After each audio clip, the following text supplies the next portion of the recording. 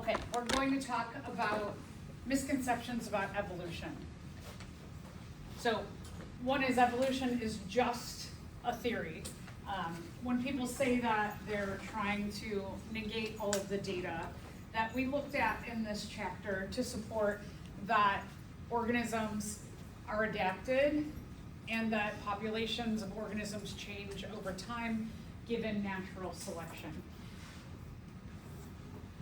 We'll also, and then we'll talk about all these other ones too. So let's talk about evolution as just a theory.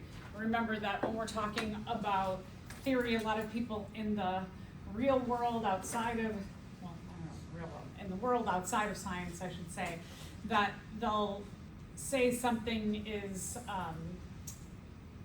that's a hypothesis, an educated guess is a theory, and then they might say something like a theory is, well, it's just a theory. But theory means, again, that there is tons and tons and tons of data from scientists who all come to the same conclusion, and that this conclusion, given the current technology, cannot be disproved.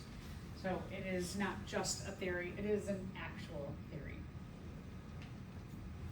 Individuals evolve. So when we're talking about individual evolution, we really look at, when we're looking at evolution, we look at populations evolve. So remember that my examples about natural selection are that if you have a population and one trait is better adapted than, let's just say, another trait, that having like a big mouth, because food sizes are really, really big, are favored over having a little mouth, because you'd just be able to like maybe scrape at the big food, you'd be working all day long. And what would happen with generally females will choose males who have a bigger mouth because they're like, oh, this male has great traits, they are well adapted, and so I'm going to choose that for not only protection and feeding of my offspring, but then my offspring will get those traits as well. And over time, the more adapted traits go up. But environment can change, and then over time, it can change again, depending on what's favored in the environment. So populations evolve in that way over time, but individuals don't evolve, right? If there's a big flood on the earth, you can't just like will your genes to change so you can have gills and swim underwater.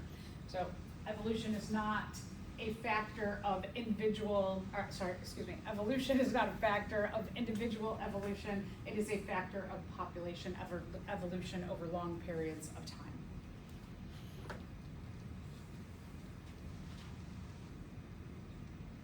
And then evolution, remember this is a misconception, that evolution explains the origins of life. There are, and we'll get into this next week, that there are hypotheses about how living things began, how they originated, but those are hypotheses, they're educated guesses. So there are simulations to show that this is how life may have started, but those are just simulations. We don't have evidence from the inception of life to show this is how life started. So like I had said last week, if you have belief systems of how life started, science is saying, cool, have it. Science doesn't know either. And organisms evolve on purpose. So again, you can't just like change what traits you have certain traits or you do not. You can't choose to change your traits. The environment selects for organisms who better survive given that time, and it just depends on the traits you have. What we do know, and we'll talk a lot more today, is that the traits that we have are all mutations or mistakes. And so whatever, how you look, how you behave, how your internal physiology works is all a product of what you receive from your parents, and when your parents make sperm and egg through the process of meiosis and copying the DNA, mistakes are made in the copying of that DNA. And that is the product of evolution. mutations are not intentional. Mutations, the cells are just doing the best they can to copy this large amount of DNA to make the gametes, the egg, and the sperm. And sometimes mistakes are made and then mutations are made.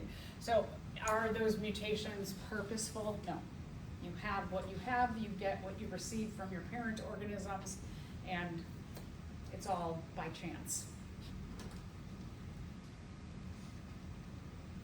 All right, and then I want to talk a little bit about how climate change is influencing evolution. So natural selection, nature selects for organisms that have the best traits for survival given that current time. With climate change, and again to mention that climate change has always been happening. Since the Earth began, the climate has been changing. The acceleration of climate change due to human processes is a little bit of a different spin than we've ever seen in the history of life. And so we know that we are accelerating certain processes like the warming of the air to cause different air current shifts, which cause most areas to have changes in their climate. And those changes that we see in climate can be getting warmer. Some places are getting colder. Some places are having floods, some places are having droughts. We're seeing more hurricanes and stronger hurricanes. We're seeing wildfires spreading a lot faster and further than we've ever seen before. And so all of these things are part of natural selection. Therefore, humans are an agent of natural selection. Living our lives the way that we do is making rises in greenhouse gases and other factors that are accelerating natural processes or exaggerating natural processes. So kind of interesting to think that humans are agents of natural selection. And it is believed by scientists that humans are impacting every single species on the earth due to the way that we live. That is accelerating climate change. So a number of different ways. For example, our use of pesticides so that farmers can have more products, that they can make more food. They use pesticides to prevent insects from eating their crops. Those pesticides, while it allows for the farmers to have more crops, they are dangerous to us and other organisms. We'll talk in our Lab 22 about the use of antibiotics and antibiotic resistance from different kinds of bacteria. We're going to explore that.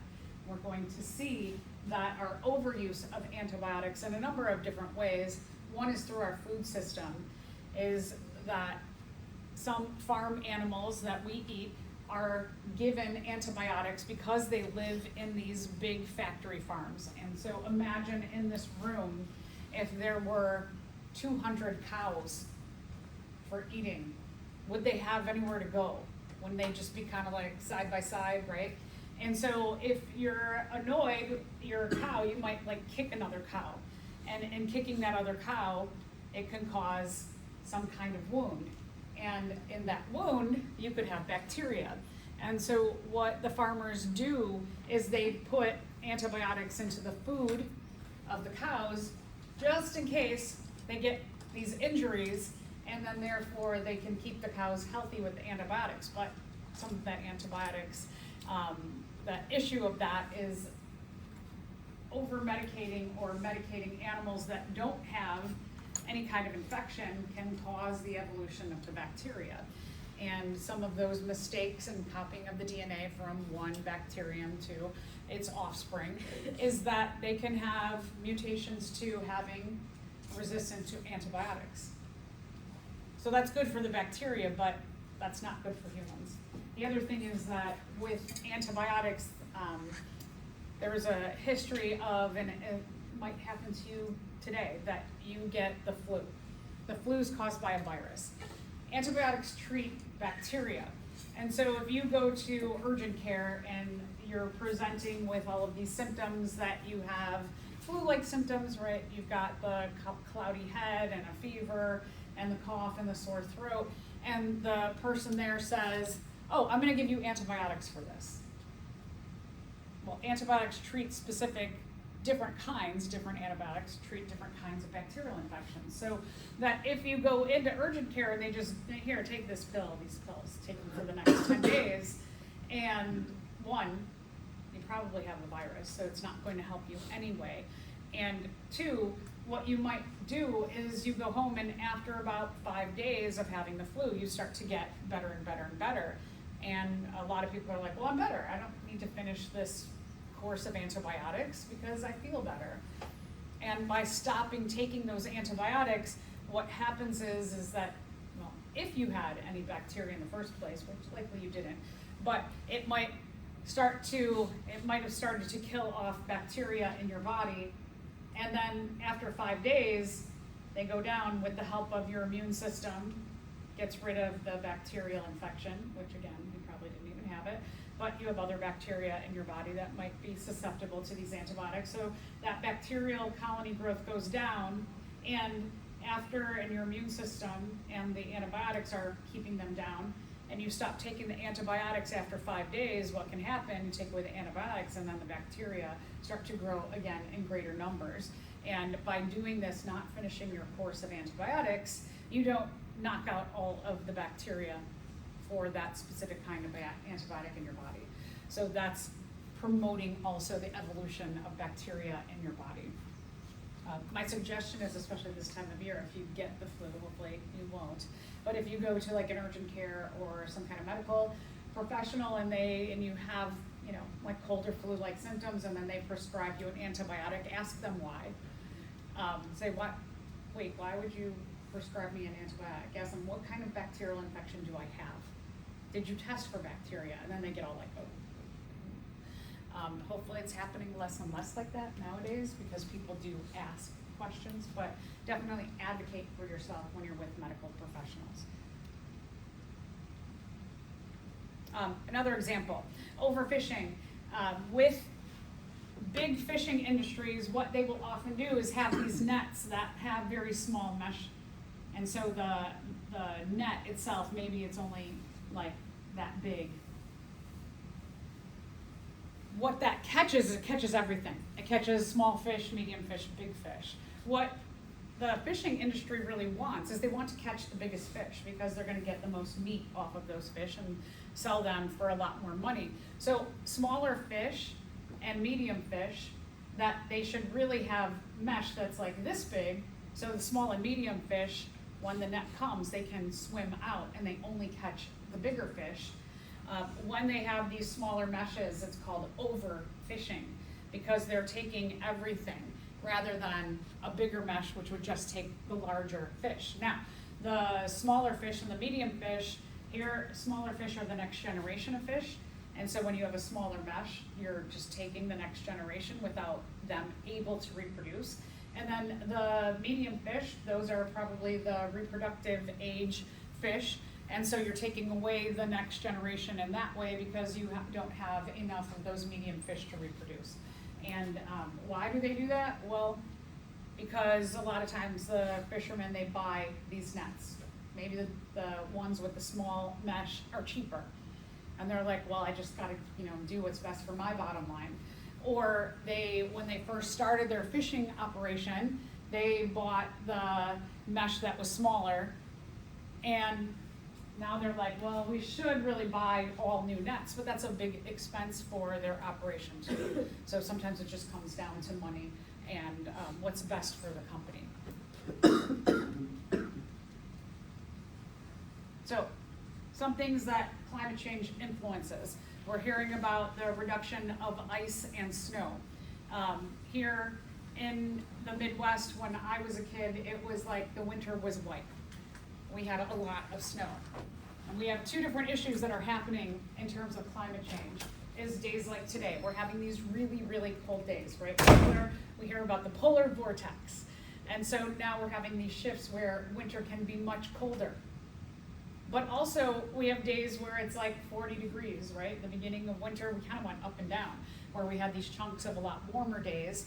where it was in the high 30s or low 40s, even the 50s in winter. And so sometimes we're getting warmer areas, but we're going like the extremes of whether we have really, really, really cold or really, really warm, and it could be the same area, or you can see in some areas of the world, they have gotten much colder or they've gotten much warmer. The growing seasons are longer. So sometimes with growing seasons being longer, that can be a really good thing. And then for, like the bottom line. So we do have a little bit of a benefit there. You have shifts in life cycles of many species. Some species are starting in the spring to reproduce earlier. It allows some species to have 2 rounds of reproduction in a year rather than 1. And I think, well, that's great. Let's think about mosquitoes. So mosquitoes used to have 1 growing season in the summertime. Now, because it's warmer earlier, they start to reproduce earlier, and we get 2 growing seasons for mosquitoes, which means mosquitoes, I always think it's weird in it's like April or maybe even March, and it's kind of chilly out, and I'm getting bit by mosquitoes.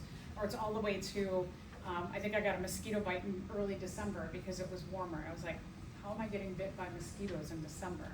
So we have much longer growing periods. What this can mean in those life cycles in some areas of the world, like areas where malaria is carried by mosquitoes, you can have the spread of dangerous diseases longer throughout the year as well. So here, again, more mosquitoes is one product of us changing the climate through the acceleration of climate change and the way we live.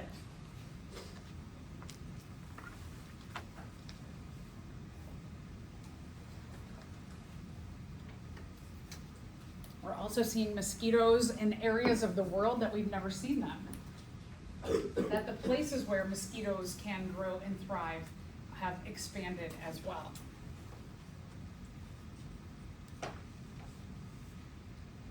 And here's another example, the red squirrel in Canada. They are beginning to reproduce 18 days earlier than in the past.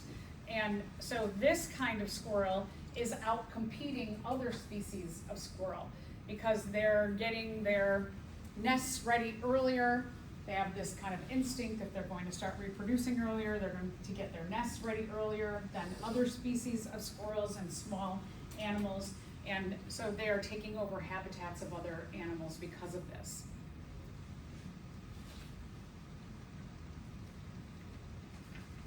And the snowy owl. So here you can see that this owl, this was the favored trait or the advantageous trait when there was a lot more snow. So let's think about the winter and trees where owls live. So when there's a lot of snow on a tree, what you see is you see the snow, and then you see darker parts of the bark sticking out. The grooves of the bark stick out. So when you're an owl on a snowy tree and you look like this, you blend in easier, and this trait is favored. But in areas where they're getting less snow per year, you're seeing the different browns of the bark, and this trait is now favored. So we are seeing in real time the evolution of species and natural selection changing which trait it favors because of the change in climate. So like I said, humans, it's really believed that humans are acting as agents of natural selection on every species on the planet in some way, shape, or form.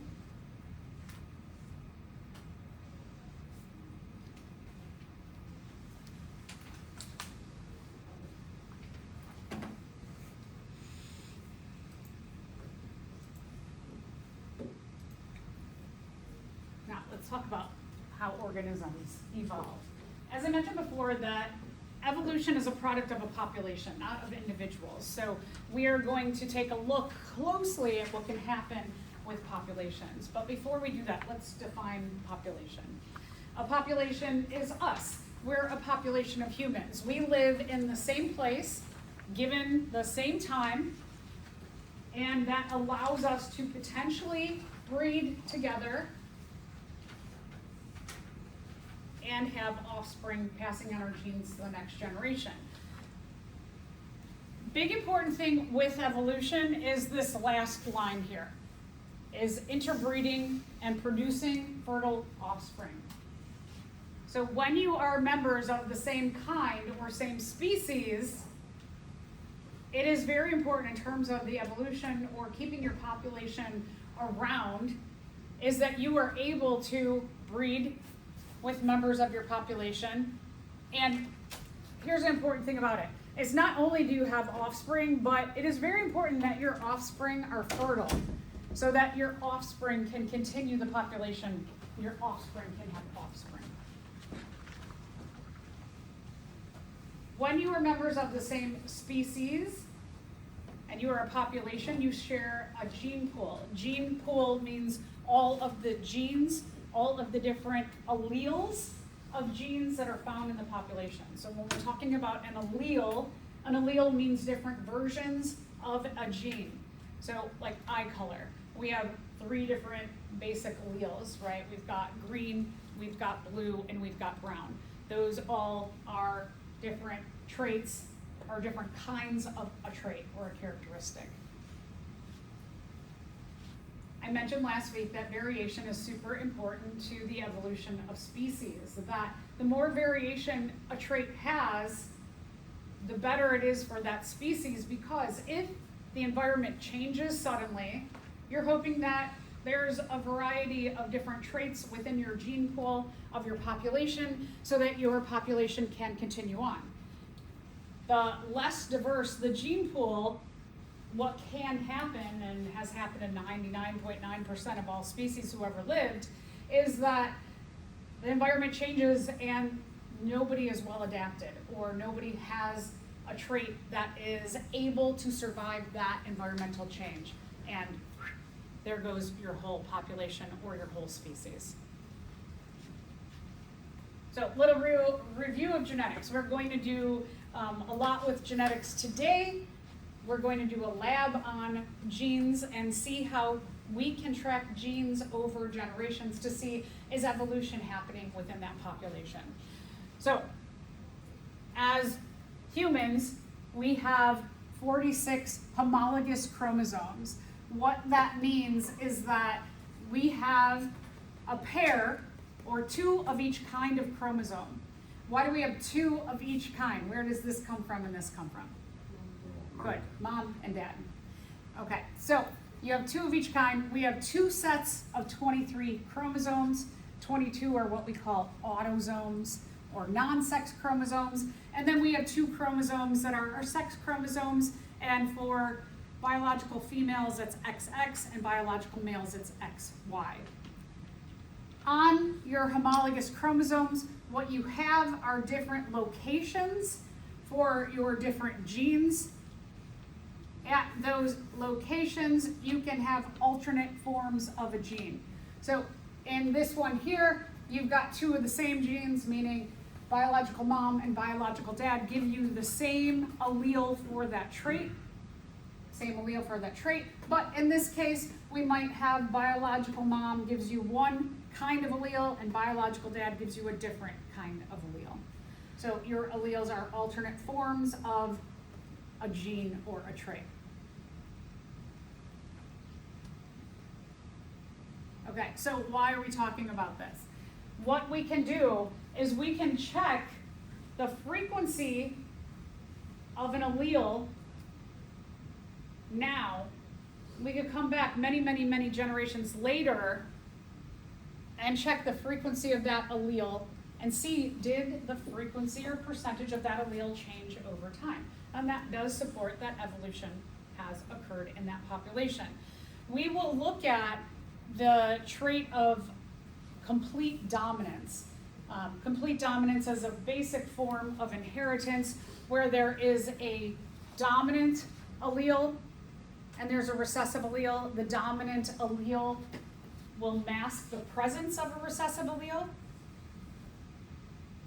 The recessive allele may be there and carried by, like when we saw in the last illustration, let's say that this is a dominant allele and this is a recessive allele, that if this is you got the dominant from biological mom, the recessive from biological dad, and the presence of this dominant allele will mask the presence of the recessive allele, but the recessive allele is still there, it is still carried. But this trait is exhibited as a dominant trait, even though there is a recessive gene there. That's what complete dominance says. So frequency, when we're talking about frequency, we're talking about percentages. What percent of the dominant allele do we have now? What frequency or percent of the recessive allele do we have now? And then we come back 10 generations, 1,000 generations later, and we see, do those frequencies or percentages change? And that supports evolution is happening.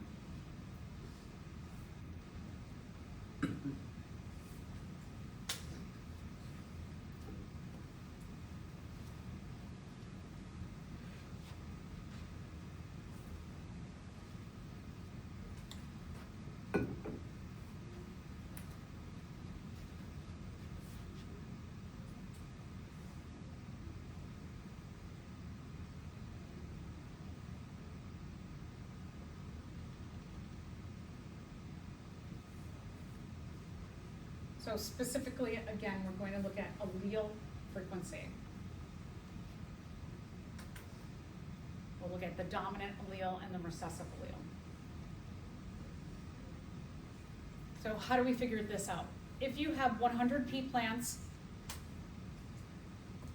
and we're looking at a specific trait for flower color, remember that there's 2 alleles for every trait, 2 alleles for every trait, 2 alleles for every trait. There's 2 alleles for every trait because you get one from biological mom and one from biological dad. So there's always, when you have 100 individuals and you're looking at a specific trait for complete dominance, you take 100 times 2, which gives you 200 alleles. If 50 alleles code for white flowers, what's the frequency of the allele for white flower in the population? So you're figuring out percentage here. Yeah, so you're going to take, correct answer, oh, here we go. You're going to take 50 alleles, divide by 200 total alleles in the population. That's how you're going to figure out the percentage of the white allele in the population. 50 divided by 200 is 0.25. If we take and we times this by 100% to get a percentage, we move 2 decimal places and we get 25% of the population is showing white alleles. So how do we get these things, all of these different alleles? We get them through, as I mentioned before, mutations. That when the parent organisms are making or they are copying their DNA to the sperm and the egg, then mistakes can be made, and those are called mutations. Mutations are totally accidental. The volume of DNA that has to be copied in making egg and sperm, it's kind of like, let's say your textbook is about that thick. And I tell you, all right, so here's your textbook. I need you to copy that 8 times by Thursday. 8 times. Do you think you could even copy it 1 time by Thursday? No, right? And if I said you have to do it by hand, and you're writing it out by hand, do you think, let's say even I said, you have to copy it 1 time, or you fail the class, and you're rushing to get it done, do you think you're going to make a lot of mistakes? Would you intentionally make those mistakes? No, right? It's just an accident. So that's kind of like what cells do, is that when they're copying this large, enormous volume of DNA, when they're making the eggs and making the sperm, they make mistakes by accident. And that's what a mutation is. It's an accidental mistake in the copying of the DNA. And I mentioned last week that a mutation can be enacted in one of three ways. One, it can be something that's really bad. It can be lethal, or it can cause a disorder. But it can be something that, not a big deal. Maybe in the sequence of the nucleotides that are made, that the mistake that's made, it ends up coding for the same product anyway. So there's not a change in what was supposed to be made. And the third thing can be that it makes a mistake that adds a new diversity to the alleles that are in that trait. And the new diversity that's added to that trait, it makes the organism better. And so you could have something really bad, you could have something not a big deal, doesn't make any change, or something that's really good. And so we have all of these different things that happen unintentionally, totally by mistake, totally by chance, and those are mutations. Mutations are most important in the egg and the sperm when we're looking at evolution, because those mutations are passed on to offspring.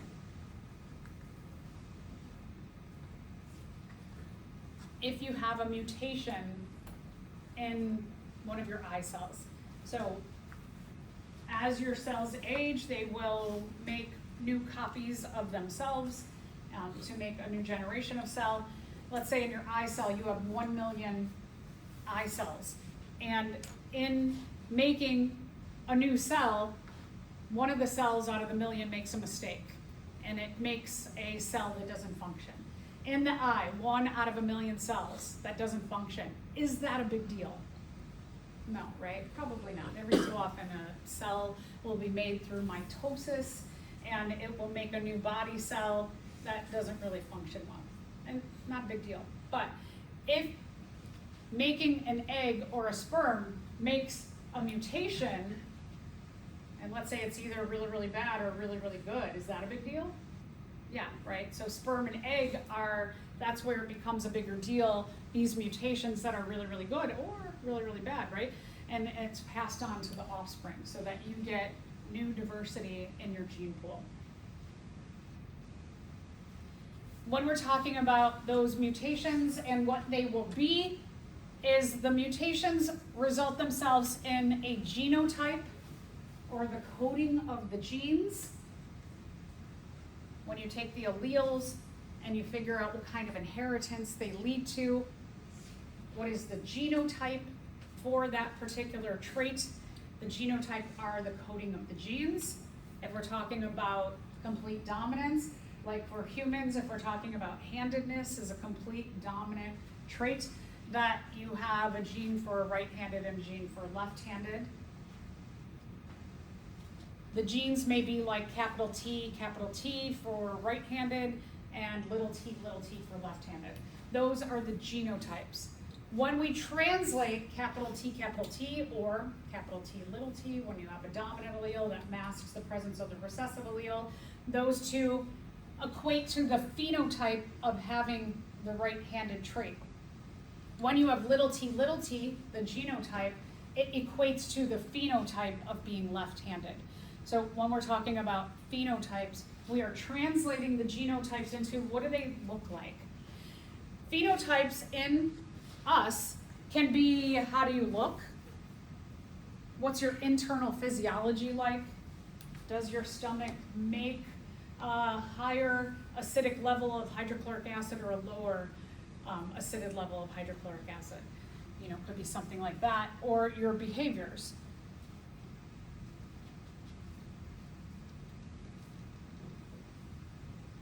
Mutations do not happen in anticipation that the environment is going to change.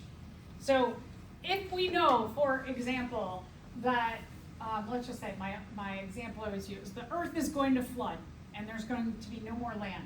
Can you be like, okay, I am going to make either egg or sperm that have the ability of my offspring to have gills? No, can you choose? You can't choose how your mutations occur, right? Unless you went to a lab and you had some crazy scientist who could program your genes in a way. That's not really what this means. what we mean by evolution is that you can't predict what mutations your cells are going to make. It's all totally by chance. So remember that a mutation does not arise as a result of or in anticipation of environmental forces. You can't choose your mutations based on environmental changes. You get what you get. Mutations happen totally by chance. This is very important to remember. The mistakes that are made in the copying of a large volume of DNA in the making of egg and sperm, totally by chance. So what traits your offspring get, can't really predict what they're going to get. Mutations are by chance.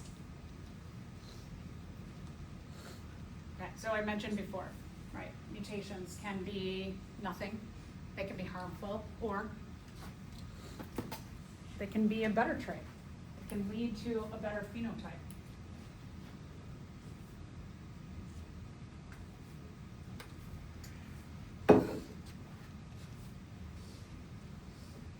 Mutations allow for evolutionary change in a population.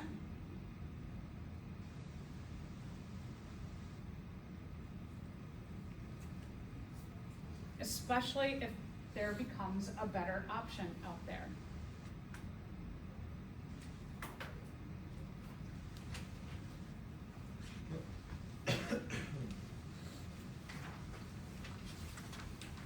Mutations manifest themselves in the offspring when we're talking about evolution. Those mutations that allow for better phenotypes are going to allow for certain individuals in the population to survive easier, to have an advantage in the environment, to have more time to reproduce, so that when you see some of these like better mutations pop up, the females will be like, ooh, wait, they have this trait that is much better for me and my offspring especially, not only to survive, but also my offspring are going to have an advantage, better advantage than me in the environment. So the environment selects for those who have the best traits by chance. Again, the wording is kind of funny, you know, the use of adaptation. Adaptation means that you already have the traits and that you were adapted to the environment based on the genes that you just by chance had. The environment selects for, the environment isn't picking who gets to survive. It's that kind of matching of, do you have better traits and are easier to survive in the environment? That equates to the environment is selecting for those who are better adapted. So you just have to kind of think about things in like the bigger picture of evolution rather than the literal words that we use as humans. That if you have better traits, you are selected for by the environment. Let's take a look at this question. Most commercial pesticides are effective for only 2 to 3 years. This is because new pests invade the area. I mean, sometimes, but sounds like a weak answer, right? The chemicals induce mutations that convey immunity.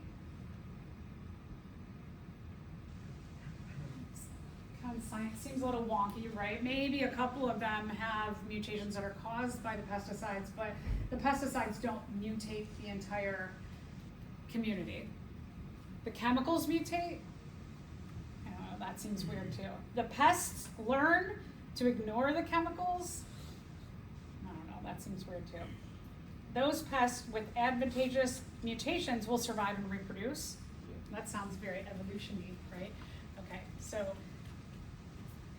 again, read through them all and kind of make notes, like if there's one that you're like, maybe, and you can come back to it, and then you come back to the one that's much, much better, then you can kind of limit them down like that.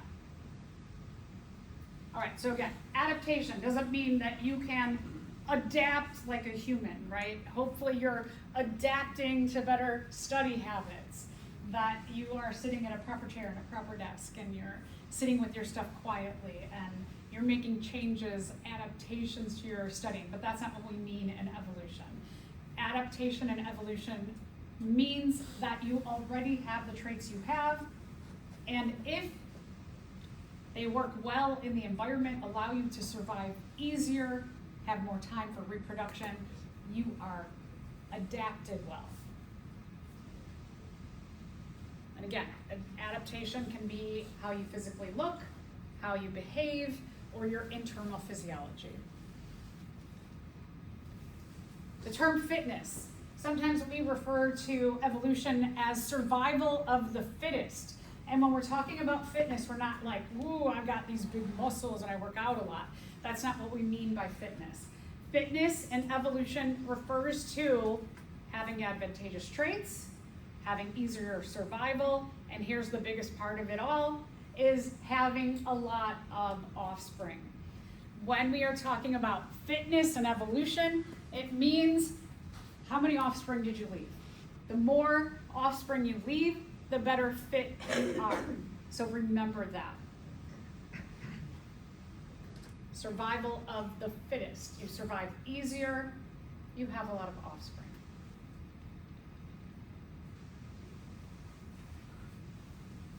Over time, those who are more fit influences what traits go up in higher percentage or frequency over time. That those who are best adapted already have the good traits, have time to survive, have time to have offspring who also have the good traits, and you see those good traits going up in frequency over time.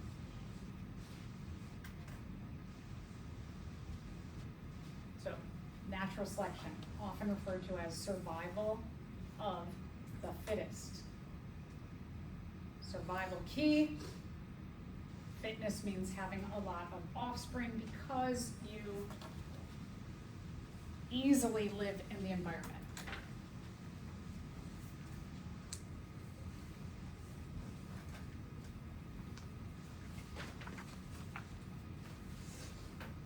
We're going to, in our lab 22, we're going to work with bacteria, as I mentioned.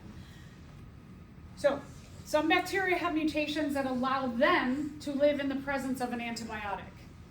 That's really good for the bacteria. What you're going to see is that we're going to be working with 6 different antibiotics and 1 kind of bacteria. What they're showing here in this illustration is that you have a bacterial plate, an agar plate, and you have bacteria colonies that are growing on there. And then what you do is you make 3 plates of those bacteria colonies, and then this is antibiotic. And what this person is doing is they're putting this antibiotic on each of your 3 plates you're working with, and then letting them grow a little longer and seeing what colonies survive the application of the antibiotic. And so these colonies are colonies of bacteria that before this was administered, before the antibiotic was administered, they already had, just by random chance, the ability to survive in the presence of this antibiotic. So, given that, a bacterial allele that conveys resistance to the antibiotic streptomycin, is it always beneficial to the bacteria? No, because what if it's not in the presence of the antibiotic? Then it's not beneficial given that time. So it's just like, if you can jump really, really high, and you never need to jump really, really high, is it beneficial to you to have that trait? I mean, not really, right? Unless you're like an athlete or you're, I don't know, somebody who farms cattle that they might charge at you and you might have to jump out of the way. Being able to jump really high is only beneficial when you have the reason to jump really high. Okay, B, it's beneficial to the cell in the presence of streptomycin.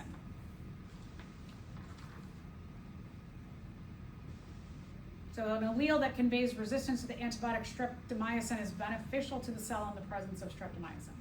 Yeah, because it can help that bacterial colony survive when this dangerous, deadly thing is trying to get them. So that sounds pretty good. Is neutral, neither beneficial nor detrimental to the cell. Well, it depends on the environment, right? So is D, is beneficial to the cell in the absence of streptomycin? No, because who cares? Is always detrimental to the cell? That's just silly. Okay, good. So B is correct. All right, now let's take a look at this next question. Bacteria get resistance to antibiotics because they are in the presence of the antibiotic and mutate to become better suited to living in that environment. Can they intentionally mutate? No, right? So even if they're exposed to an antibiotic, can the bacteria be like, I am going to mutate myself so I can survive in the presence of this? No, we can't do that. As organisms, we can't intentionally mutate. Bacteria get resistant to antibiotics because the antibiotic causes a mutation? No, the antibiotic doesn't cause the mutation. What causes mutation? Your genes. Yeah, so accidental, right? It's totally an accident. Accidental copying of the DNA to make a new kind of trait or allele.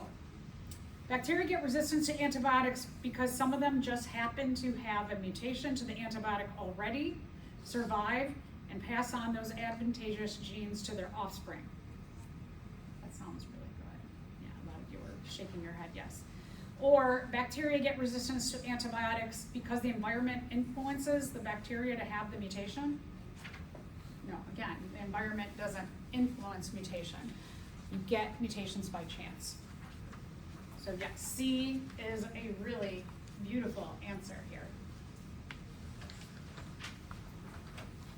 Okay, so the environment doesn't change your traits. The environment only selects for those who have the most advantageous traits. Given the environment, it's just easier to survive if you have certain traits or not.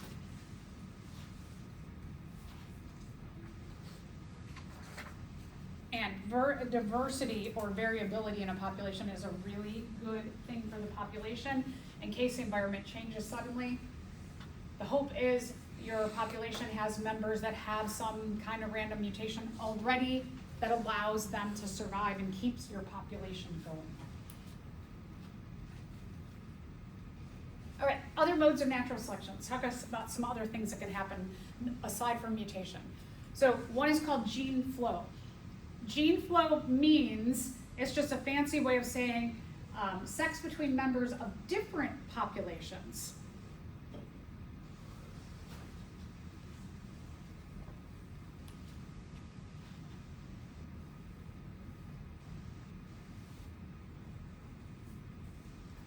So we're a population of humans because we live in the same place at the same time. And because we're in the same place at the same time, some of us could potentially breed together and have offspring.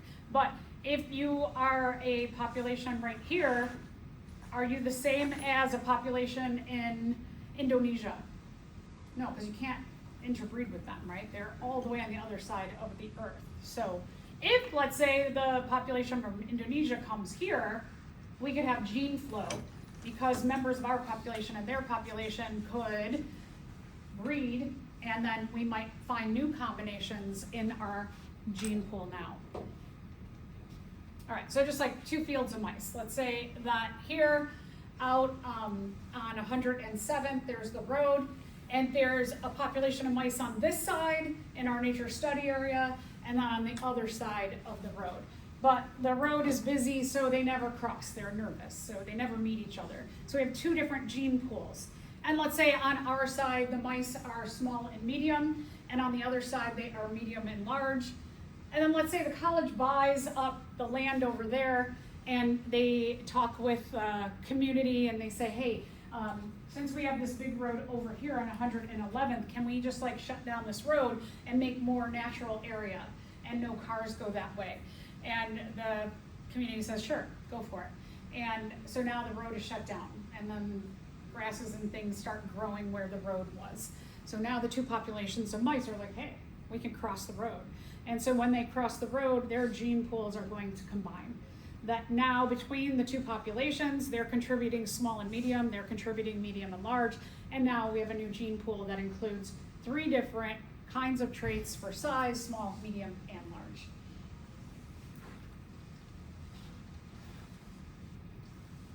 Genetic drift is a process in which you reduce the diversity of the gene pool from the original population.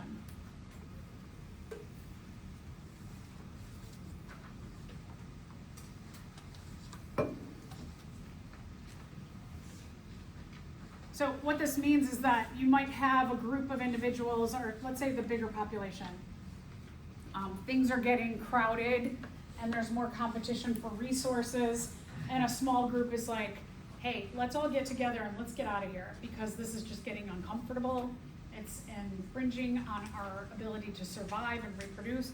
Let's go somewhere else. What often happens in a population when this happens, genetic drift, is that small group, they often have a lot of the same traits. That they're like, okay, us that like look alike, let's all go somewhere else. They're usually not representative of the larger population gene pool. And so they're taking a smaller gene pool somewhere else. Their gene pool is drifting away from the diversity of the larger population. And that's not, while it might be good for their initial survival, it might not be good because they are reducing the gene pool. So for example, let's say that one way is that they can leave on their own. Another way could be just like there's a natural disaster that limits or cuts down on the population. So here, if this is our original population, and you can see that there's dark brown and then there's beige, and the genes that code for this, the big B codes for that dark brown color, and the little b codes for beige. Those that are dark brown could be capital B, or they could be capital B, little b. The gene for the coding of the dark color masks the presence of the beige, the little b. You will also see that when we're talking about complete dominance, that when you have a dominant allele can mask the presence of the recessive allele, that having either 2 dominant alleles or a dominant and a recessive, they have the same phenotype. They look the same. A phenotype that is different is when an individual has 2 of the recessive alleles. So in this population, let's say that these 2, they choose to go off and make their own population, or could be that everybody dies in this population except for these 2. So that's one of 2 ways this can happen. When they mate and they make the next generation of offspring, what happens is that you no longer have the ability to have the capital P, capital B genotype. So now everybody's either capital B or little b. Now, what we can also see is that when you mate these 2 together, that you increase the number of individuals who have the recessive trait by 25%. And now half the population is the dominant phenotype and half is the recessive phenotype. And now let's say again, everybody dies, or 2 of them are like, let's go off and make our own population, that when you mate 2 of the beige, everybody becomes little b. So this is what we would call genetic drift, that the gene pool is drifting away from the representation of the larger population. All right, what causes genetic drift? I've kind of mentioned both of these. So one is called the population bottleneck. Some kind of catastrophe happens. You have a natural disaster. Humans interfere. Humans come and take away all of their land. They're overhunted. So it could be a variety of these things. So let's say in here that these 4 colors represent the overall diversity of some gene in the population. That what we can see is the gene pool has the representation of 4 different colors or 4 different traits of that gene. Now, let's say some disaster happens and only 10 individuals survive. Of the 10 individuals that survive, only 2 of the traits of the original gene pool are represented. We have some kind of genetic drift happens. And so now, when these 10 survive, they reproduce, and what we can see is that in 3 generations, our gene pool is half of what our original gene pool was. This happened to elephant seals back in the 1800s. By 1890, they were overhunted so much that there were only 20 individuals left in the population. Those 20 individuals were very similar in their genes. Because they're very similar in their genes, and there's only 20 left, the population has rebounded to over 30,000 now, but everybody in the population is almost identical, or very, very, very similar. If something happens, like a virus, or let's say a tsunami comes and just knocks them all out, then if everybody has the same traits and they are not favored by this environmental shift, the whole population can go extinct. Another kind of genetic drift is called the founder effect. This is where a group of individuals decides to leave. If they're not bringing a representation of every possible gene from the greater population, they are shrinking their gene pool down. And likely, that's what's going to happen. When they go to some other place to colonize, they are going to grow a population of the gene pool that they took with them. Likely, it's going to be a lot smaller. Okay, so for example is Ellis Van Creveld syndrome. There is a group of Amish people who live in Pennsylvania who left the rest of the human population. They kind of congregated on their own. They reproduce with one another, and this disorder is a genetic disorder that is recessive, and when some of them reproduce together, they have children who have EVC. EVC, there's a number of things that it equates to. It is a smaller torso, so there are issues with like the crowding of all of the organs. A big thing is the heart has a lot of issues, which when you have heart issues, it affects pretty much everything else in the body. One of the, I think, good parts of the having this disorder is that you have an extra finger, and just like an extra thing to grab with would be beneficial. But for the most part, this genetic disorder is really only seen, not only, but most often seen in just this population of Amish people in Pennsylvania. So let's talk a little bit about an equilibrium population. The idea of equilibrium population means that no evolution is happening. So do you think that there is a case where there's a population where no evolution is ever happening? Can we control mutation? No, so we can't control mutation. So because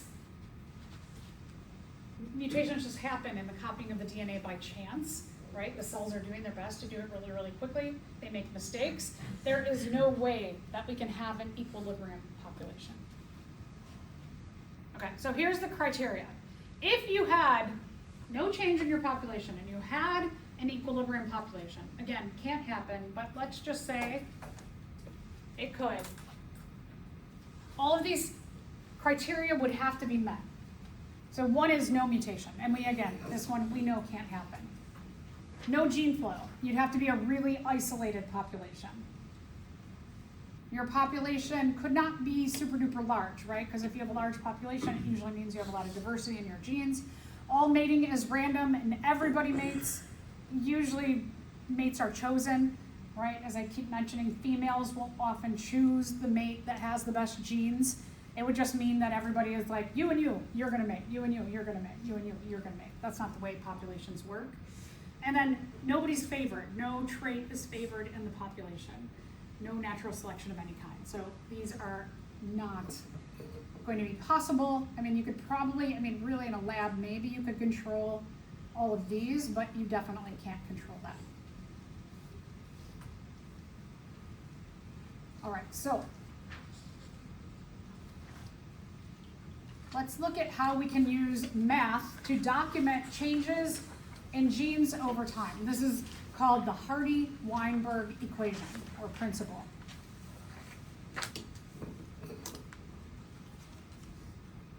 Based on looking at the complete dominance trait or a complete dominance trait, we can see what are the allele frequencies today, what are they in 10, 20,000 generations from now, and do we see changes in the allele frequencies over time? There we have math to support that evolution is happening in a population.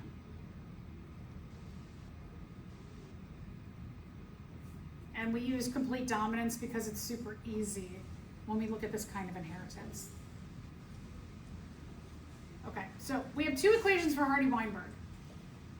We have p squared plus 2pq plus q squared equals 1, and p plus q equals 1. We can use each of these. We kind of bounce back and forth when we're solving for Hardy-Weinberg to fill in all of these different factors. The two equations mean different things.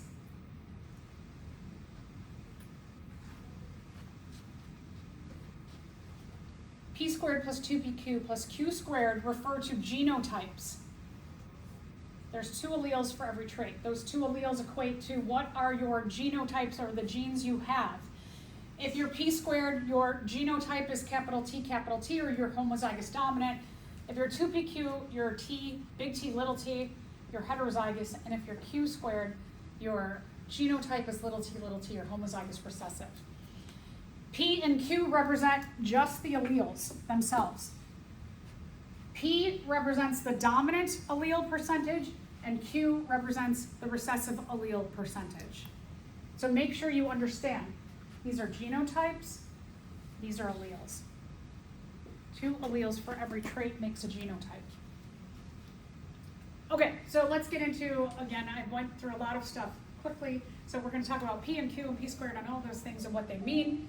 P squared is the homozygous dominant genotype. We're going to represent that as capital T, capital T. You have two dominant genes to be homozygous. Homozygous, just like homologous, HOMO, means same or similar. The phenotype is dominant. If you have two dominant alleles, you look the dominant phenotype. 2pq is heterozygous. Hetero means other. You have one of each kind. You have two different kinds of alleles. You are a big T and a little t. When we're talking complete dominance, when you have a dominant allele, it will mask the presence of the recessive, so your phenotype is dominant also. You are dominant in how you look if you are big T, little t. Just like you are the same look as somebody who's big T, big T. If you're Q squared, you're homozygous, recessive, two of the same, but two recessive alleles. Homozygous recessive is the only phenotype that looks recessive. They show the recessive trait.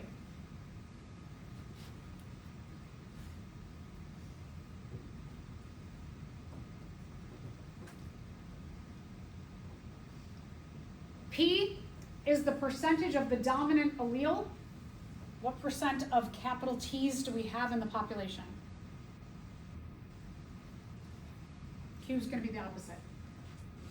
Q is the frequency or percentage of the recessive allele in the population.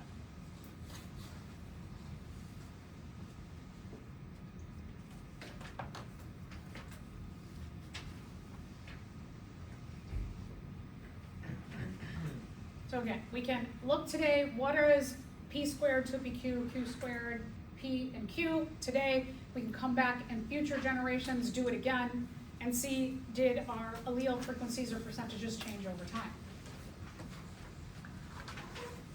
So let's do an example.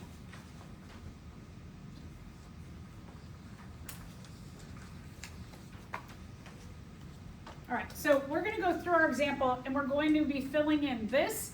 We're also going to be filling in our squares down below as we go.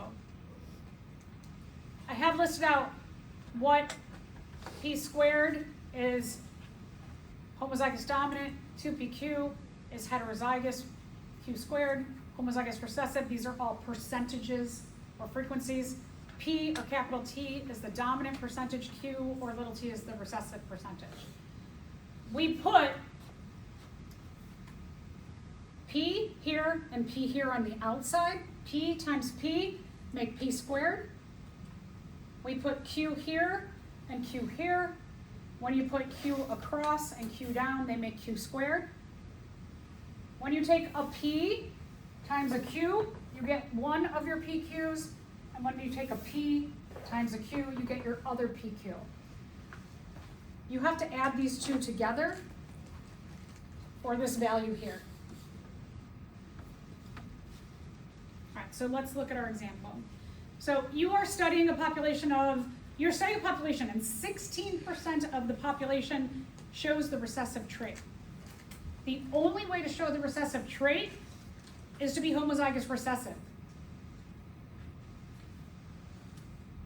What does 16% represent? P squared, 2pq, q squared, p or q? Q squared. Good, q squared, excellent. Okay, so 16% represents q squared. This is the easiest way to tackle a Hardy Weinberg. If I tell you that 84% of the population shows the dominant trait, can you tell me from that 84% what percent is p squared and what percent is 2pq?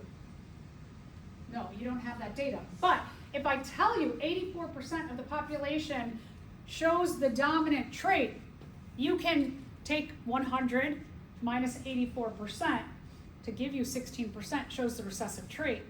You absolutely know the recessive trait is going to be q squared because q squared is the only one that's going to be homozygous recessive or little t, little t. Okay, so in our equation here, we can put in 0.16 here. We can put in 0.16 up here.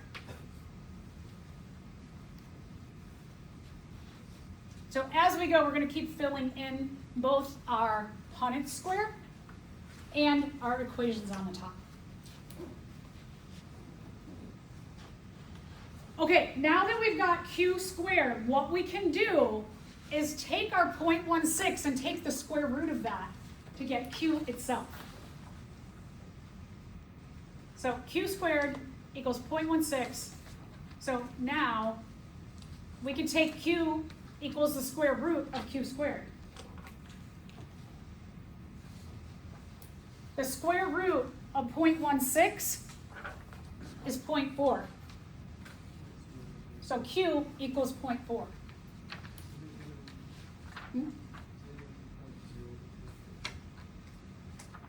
0.04? No, it's actually 0.4.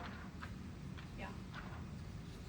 So here, that's why definitely use your calculators when we do lab today to make sure, because sometimes there's ones that you're like, oh, it's definitely this, and then when you use your calculator, like, oh, yeah. Okay, so we're going to go back and keep track of our data. So you're going to put on this side of the equation, we know our q is 0.4,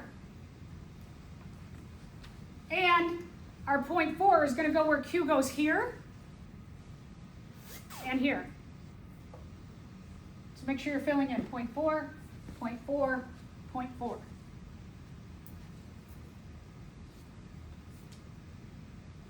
Now,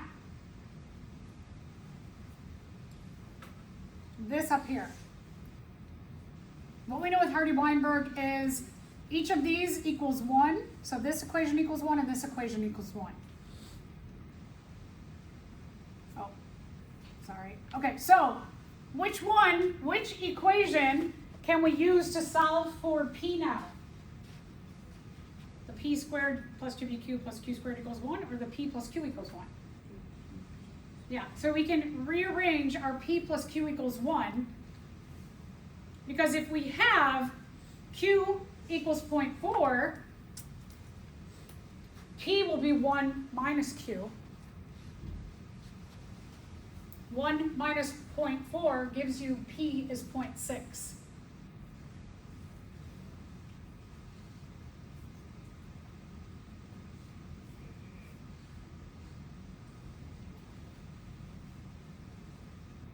So now we can fill in our P.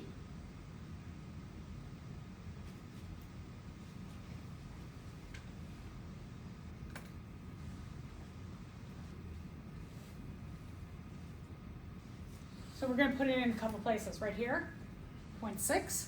0.6 plus 0.4 equals 1. Very good. And our P goes on the outside here, 0.6 and 0.6. 0.6 and 0.6. P goes on the outside. Alleles go on the outside of the equation, outside of the Punnett square. P squared, 2PQ, Q squared go on the inside. Traits on the inside, alleles on the outside.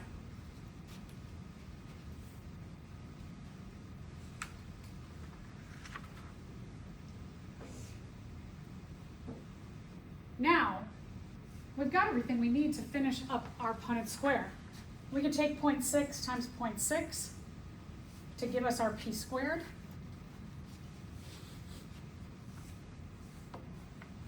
So we've got 0.6 times 0.6, which will equal a P times a P is P squared. So your P squared is going to be 0.36.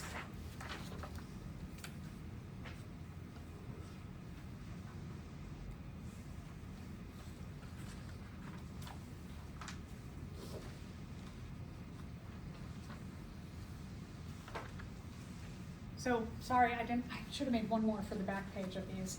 0.6 times 0.6 is 0.36 here.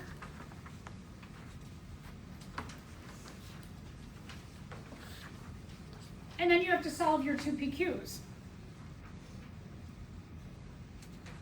Oh, and again, you can add your 0.36 into your equation up top. Right? 0.6 times 0.6 gives you 0.36. And 0.36 goes there also. All right, 2PQ is how much? 2 times P times Q. Yeah, good. So, okay, now here's the thing. 2PQs are 0.48.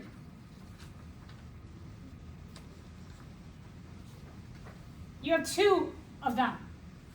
So you have to take this, divide by 2 to get each PQ in your Punnett square. Each PQ is 0.6 times 0.4 or 0.24 or 0.48 divided by 2. Right? You have 2 PQ squares.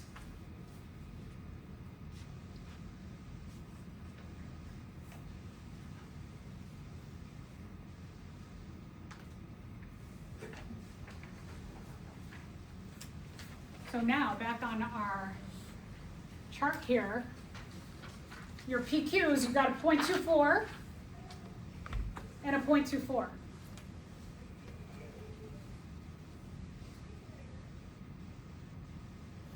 Both of these 0.24s add up to, oh shoot, I have it wrong here, 0.48. Sorry, that's wrong, 0.48. What? This is 0.48. I wrote it wrong on my PowerPoint. This is 0.48, sorry everybody. 0.48 should be here. Okay, now, what do we want each of our equations to add to? 1, good. Okay, so now go back and do your math. I clearly didn't when I did my PowerPoint. So this again, 0.48, 0.36, 0.48, and 0.16 equal 1, yes, and 0.6 and 0.4 equal 1. So now I'm like, so make sure when you do these in lab that you check your math, because if your math is, and it might be off by a little bit, like let's say you get 0.99 or 1.01, if it's close, like I would say, because my example worked out perfectly to 2 decimal places, I suggest you do 3 decimal places. So in lab, and I'll remind you again, 3 decimal places, okay, for all of your P's and Q's and stuff. All right, so again, what does it have to do with evolution? It shows that we can look at all of these percentages now. We can come back 10, 20, 1,000 generations and see, do those frequencies or percentages change over time?